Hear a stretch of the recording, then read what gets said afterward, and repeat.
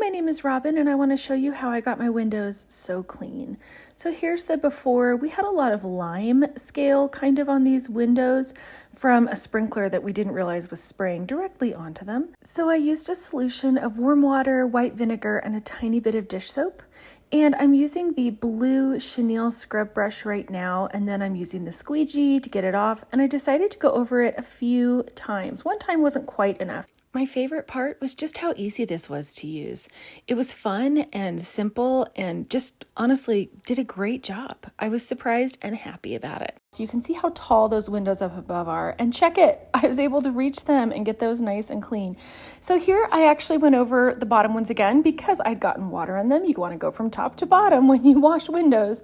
I was learning as I was going, so I'm squeegeeing it here. That squeegee is awesome. I'm pretty far away from it at this point, and it's still doing a really nice job. I wasn't on a ladder, nor was I on my tiptoes. This was reasonable for me to reach that upper window and to get it just where I wanted to get it. So I also made sure to clean the inside of my windows with just vinegar and water and a paper towel. Look at the difference. Like, it's unreal.